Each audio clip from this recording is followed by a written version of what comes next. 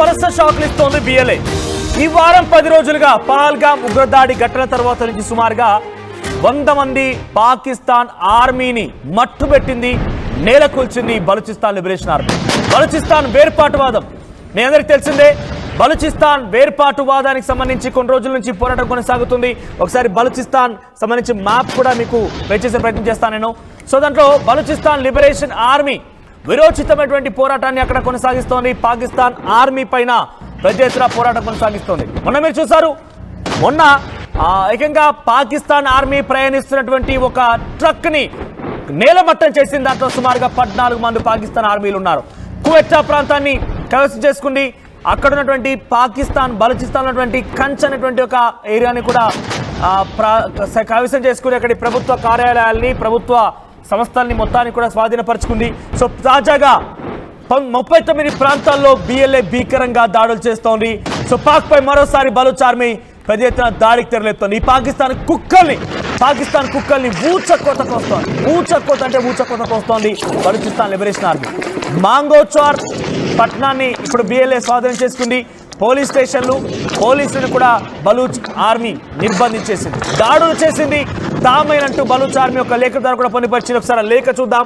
హైవేల నిర్బంధం, military convoy పైన దాడులు చేస్తామని కూడా వెల్లడించింది.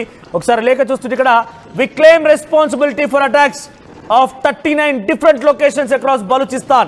These operations are still going. They include the capture of police stations, blockades and major highways, the arrest of informants, assaults on occupying Pakistan forces and attacks on convoys involved in the plundering of mineral resources. A detailed statement will be released to the media soon. Spokes Balochistan Liberation Army Jiyan Baloch. So మొత్తం మీద అక్కడటువంటి police స్టేషన్లని, ప్రభుత్వ కార్యాలయాన్ని అన్నిటి కూడా మేము స్వాధీనపరచుకున్నాం. 39 different లొకేషన్లో దాడులకు తెరలేపాం, దాడులు చేశాం, పాకిస్తాన్కి చుక్కలు చూపించాం. ఇది అఫీషియల్గా బలూచిస్తాన్ లిబరేషన్ ఆర్మీ విడుదల చేసినటువంటి ఒక అధికారిక లేఖ. ఇది 10 అంటే నిన్న విడుదలైనటువంటి లేఖ ఇది. సో సుమారుగా 39 లొకేషన్స్. బలూచిస్తాన్ ఒక్కటి సరిపోతుంది పాకిస్తాన్ని నీలమట్టం చేయడానికి. బలూచిస్తాన్ ఒక్కటి సరిపోతుంది పాకిస్తాన్ని పాతాళం తొక్కడానికి. మీకు విషయం తెలుసా, పహల్గామ్ ఉగ్రదాడి ఘటన తర్వాత భారత్ 9 టెర్రర్ క్యాంప్స్ ని నేలమట్టం చేసే సంఘటన మీ అందరూ గుర్తుంది కదా. ఆపరేషన్ సింధూర్ మొదలుపెట్టిన రోజు ఆ తర్వాత బలూచిస్తాన్ పెద్ద ఎత్తున తమ ట్విట్టర్ ఖాతా ద్వారా, ఇటువంటి లేఖ ద్వారా మోడీకి అనేక సందేశాలు ఇచ్చారు. భారత ప్రభుత్వానికి, భారత ఆర్మీకి అనేక సందేశాలు ఇచ్చారు. సార్ మా దగ్గర డబ్బులు లేవు, సార్ మా దగ్గర మిసైల్ లేవు, సార్ మా దగ్గర ఆయుధాలు లేవు, ఒక్కసారి మాకు అవకాశం కల్పించండి, మేం పాకిస్తాన్ని ముక్కలు చేస్తాం, మేం సరిపోద్ది పాకిస్తాన్ చిచ్చేయడానికి, మీరెందుకు కష్టపడుతున్నారు, మాకు దయచేసి ఆ మిసైల్ అని, గన్స్ ని మాకు పంపించండి అని చెప్పి రిక్వెస్ట్ మోడ్లో ఈ రకంగా లేఖల ద్వారా, ఈ రకంగా అనేక సందర్భాల్లో వారంతా కూడా కోరుకున్నారు. అనేక లేఖలు విడుదలయ్యాయి. మోదీని రిక్వెస్ట్ చేశారు, భారత ప్రభుత్వాన్ని రిక్వెస్ట్ చేశారు, భారత ఆర్మీని రిక్వెస్ట్ చేశారు, దయచేసి ఒక్క అవకాశం ఇవ్వండి, ఒకే ఒక్క అవకాశం, పాకిస్తాన్ని నేలమట్టం చేస్తాం, పాకిస్తాన్ అంతు తేలుస్తామంటూ కూడా వాళ్ళంతా రిక్వెస్ట్ చేశారు. వాళ్ళకి కావాల్సిందల్లా మిసైళ్లు, గన్లు ఇవే. 39 వేర్వేరు లొకేషన్లో ఈరోజు దాడి చేసినట్టుగా వాళ్ళంతా కూడా అఫీషియల్గా లేఖ ద్వారా పొందుపరిచారు. ఇక్కడ ఇప్పటివరకు 10-15 రోజుల్లో 100 మంది పాకిస్తాన్ ఆర్మీని నేలమట్టం చేశారు, అంతం చేశారు. ఇదొక్కటే చాలా అన్నట్టుగా చాలా ఎక్స్ట్రీమ్ జోన్స్లో పాకిస్తాన్ ఎక్కడెక్కడైతే పాకిస్తాన్ ఆర్మీ బేస్లను ఏర్పాటు చేసుకుందో బలూచిస్తాన్ లిబరేషన్ ఆర్మీని తుంచేయడం కోసం ఆ ఎయిర్ బేస్లను లేపేస్తుంది. అటువైపు నుంచి భారత్ వైపు అటాక్ జరుగుతుండగానే అక్కడ బలూచిస్తాన్ ఉగ్ర రూపం దాలుస్తోంది, యాక్టివ్ అవుతోంది బలూచిస్తాన్ లిబరేషన్ ఆర్మీ. పాకిస్తాన్ ఆర్మీని దుస్తులు విడిపించి మరి పరుగులు పెట్టిస్తోంది. మా ప్రతినిధి సచిన్ అందుబాటులో ఉన్న, సచిన్ దగ్గరికి వెళ్దాం. Sachin, right, present Balochistan Liberation Army విరోచితమైనటువంటి పోరాటంలో పాకిస్తాన్ నేల కొరిగిపోతోంది, పాతాళానికి వెళ్తోంది. పాకిస్తాన్ని పాకాలానికి, ఇక్కడ పాకిస్తాన్, ఇది పాకిస్తాన్ కాదు, పాకిస్తాన్ని పాతాళానికి తొక్కేయడం కోసం బలూచిస్తాన్ ఒక్కటి సరిపోతుంది. భారత్ అంతా పెద్ద ఎత్తున శ్రమించాల్సిన అవసరం లేదు. కేవలం బలూచిస్తాన్కి కొంచెం సహకరిస్తే బలూచిస్తానే పాకిస్తాన్ నేలమట్టం చేస్తుంది. షెహబాజ్ షరీఫ్ ఊచకోతకు వస్తుంది ఇదే బలూచిస్తాన్. ఈ యొక్క నవాజ్ షరీఫ్ని ఊచకోతకు వస్తుంది ఇదే బలూచిస్తాన్. ఇమ్రాన్ ఖాన్ని ఊచకోతకు వస్తుంది, అక్కడి ఆర్మీని ఊచకోతకు వస్తుంది. ఈ మరియాం షరీఫ్లని, పవల్ షా ఖాన్ అని ఇటువంటి వారి దుర్మార్గ మాటలు మాట్లాడే అందరూ కూడా ఊచకోతకు వస్తుంది. అక్కడ ఉన్నటువంటి అబ్బాస్ని, అతౌల్లా తరార్ని అందరినీ కూడా ఈ బలూచిస్తాన్ ఒక్కటి సరిపోతుంది ఊచకోత కోయడానికి. బలూచిస్తాన్ వేర్పాటువాదం విరోచితంగా పోరాటం చేస్తూ చాలా స్ట్రెంథన్ అయింది. ఈ మధ్య కాలంలో 100 మందికి పైగా ఆర్మీని, ఉగ్రవాదాన్ని ఆర్మీని మట్టు పెట్టింది, ఉగ్రవాదుల్ని మట్టు పెట్టింది.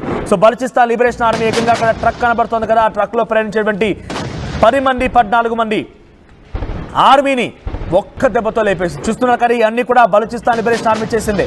బలూచిస్తాన్ లిబరేషన్ ఆర్మీ భారత్ని వేడుకుంటోంది, కొంచెం మాకు సహకరించండి సార్, కొంచెం మాకు సహకరించి మాకు కొన్ని మిసైల్ని గన్స్ని పంపించండి, పాకిస్తాన్ని 3 ముక్కలు చేసేస్తాం, పాకిస్తాన్ని ఊచకొత్తకొస్తాం, ఆర్మీ పర్సనల్సీ ఆర్మీ చీఫ్ని ఊచకొత్తకొస్తామని చెప్పి బలూచిస్తాన్ లిబరేషన్ ఆర్మీ అంటుంది. అసీం మునీర్ ఫస్ట్ బలూచిస్తాన్ ఎదుర్కో, ఎరా కుక్క, ఎరా పాపిస్తున్నాయాలా, ఎరా ఫాల్తుగా ఫస్ట్ బలూచిస్తాన్ ఎదుర్కో దమ్ముంటే. భారత్ వైపా నీ కవింపు చర్యలు, భారత్ వైపా నువ్వు చూసేది కేవలం భారత్లో ఒక రాష్ట్రం అంతా లేనటువంటి బలూచిస్తాన్ ఎదుర్కోలేకపోతున్నావు, నువ్వు భారతదేశాన్ని అఖండ భారతాన్ని ఎదుర్కొంటావా? నెచ్చర్ అవుతుందా? ఏదో పిచ్చి కూతలు కారు కూతలు కవింపించేలకు పాల్పడి దాడులు చేస్తున్నావు, కానీ ఏ ఒక్కటంటే ఒక్కదాన్ని కూడా మేము భారత భూతల్లిని తాకనివ్వలేదు, భూతల్లి పైన నేలపై పండుకోవడానికి గాల్లోనే పేల్చేస్తాం. అది భారతీయ సత్తా అంటే, అది భారతీయ ధైర్యం తెగింపు అంటే. సో బలూచిస్తాన్ పెద్ద ఎత్తున ఇప్పుడు అటు పాకిస్తాన్ పైన ఎదురుదాడి చేస్తోంది. సో పెద్ద ఎత్తున బలూచిస్తాన్ ఇప్పటి వరకు సుమారుగా 100 మందికి పైగా పాక్ ఆర్మీని మట్టు పెట్టింది, నీలమట్టం చేసింది. సో ఇంకా బలూచిస్తాన్ స్ట్రెంథన్ అవుతోంది, బలూచిస్తాన్ ఇంకా ముందుకు వెళ్తోంది. సో పెద్ద ఎత్తున బలూచిస్తాన్ లిబరేషన్ ఆర్మీ పాకిస్తాన్ ఆర్మీని పరుగులు పెట్టిస్తోంది.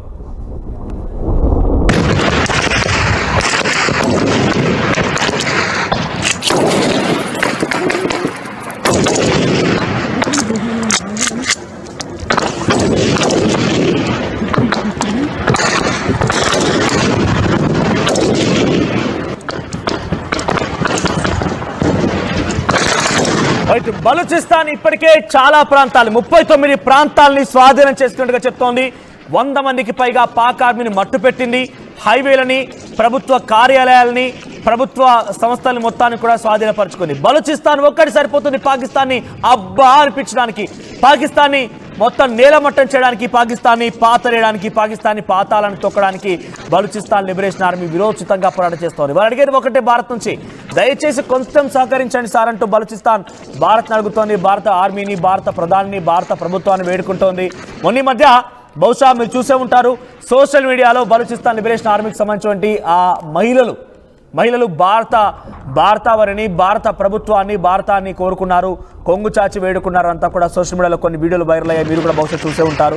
మాకు దయచేసి ఒక అవకాశం కల్పించండి సార్, పాకిస్తాన్ని నేలమట్టం చేస్తాం, నేల కూల్చేస్తాం, పాకిస్తాన్ ఆర్మీని లేపేస్తాం అంటూ కూడా వారంతా మాట్లాడుకున్నారు. సో బలూచిస్తాన్కి కొంచెం కనుక భారత్ సపోర్ట్ ఇస్తే, ఇప్పుడు ఎటువంటి సపోర్ట్ లేదు, బలూచిస్తాన్ని డైరెక్ట్గా ఇక్కడ మనం ప్రోత్సహించలేదు, కానీ కొంచెం కనుక మనం బలూచిస్తాన్కి సహకరిస్తే బలూచిస్తాన్ పాకిస్తాన్ని తునకలు చేసేస్తుంది. ఇప్పటికే పాకిస్తాన్ సంబంధించిన ఆర్మీని, ఈ పాకిస్తాన్ కుక్కలని దుస్తులు విప్పించి మరి పరుగులు పెట్టిస్తుంది, పాయింట్లు తడిపేస్తోంది. చూడండి ఇక్కడ కనిపించే దృశ్యాలు ప్రతి ఒక్కటి కూడా బలూచిస్తాన్ లిబరేషన్ ఆర్మీ చేసిన దాడులే.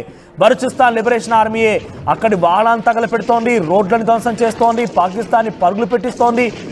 మీరు చూడండి ఆ దృశ్యాలు చూస్తుంటే పాకిస్తాన్కి అబ్బా అనిపిస్తోంది, పాకిస్తాన్ని నేలమట్టం చేస్తోంది. సో ప్రజెంట్ బలూచిస్తాన్ 39 లొకేషన్స్ని కైవసం చేసుకుని 39 లొకేషన్స్ని వాళ్ళు స్వాధీనపరుచుకున్నారు. పోలీస్ స్టేషన్లని, హైవేలని, ప్రభుత్వ కార్యాలయాన్ని, ప్రభుత్వ సంస్థల్ని అన్నిటి కూడా తమ ఆధీనంలోకి తీసుకొచ్చుకున్నారు.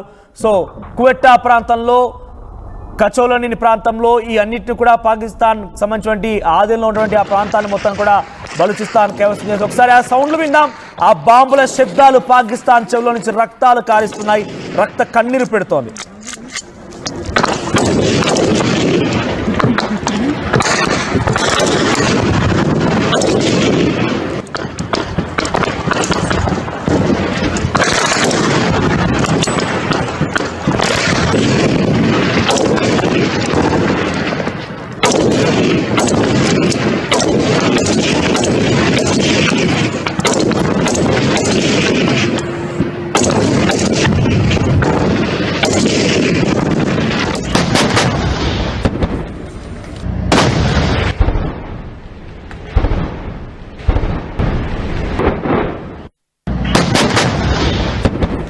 సో బలూచిస్తాన్ ఇక్కడ చాలా మంది కామెంట్స్ చేస్తున్నారు ఏంటంటే, గతంలో బంగ్లాదేశ్కి మనం సహకరించి వేర్పాటువాదం కోసం వాళ్ళకి సహకరిస్తే తర్వాత మనపై తిరుగుబాటు చేసింది.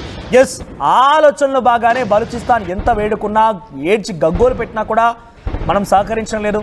కానీ ఒక్కసారి అవకాశం ఇస్తే మాత్రం పాకిస్తాన్ తునకలు అయిపోతుంది. ఇప్పుడు మనకి చైనాకి ఎటువంటి విభేదాలు లేవు. చైనా మనపై ఎటువంటి విధంగా డైరెక్ట్గా దాడులు చేయడం లేదు, కానీ పాకిస్తాన్కి సహకరిస్తూ మనపై దాడి చేస్తుంది కదా. సో ఈ సమయంలో మనం గనక బలూచిస్తాన్కి కొంచెం సహకరించినా కూడా పెద్ద ఎత్తున పాకిస్తాన్ని కల్లోలం చేసి పాకిస్తాన్ ఆర్మీని మట్టు పెడుతోంది. యాసిన్ మునీర్ని, ఈ పాపిస్టి కుక్కని మట్టు పెడుతోంది. పాకిస్తాన్ ప్రధాని సైతం అంతు తేల్చబోతూ అటువంటి విరోచితమైనటువంటి పోరాటాన్ని, తెగింపుని బలూచిస్తాన్ లిబరేషన్ ఆర్మీ ప్రదర్శిస్తోంది. So present Balochistan Liberation Army 39 స్థావరాలని కవసం చేసుకుంది.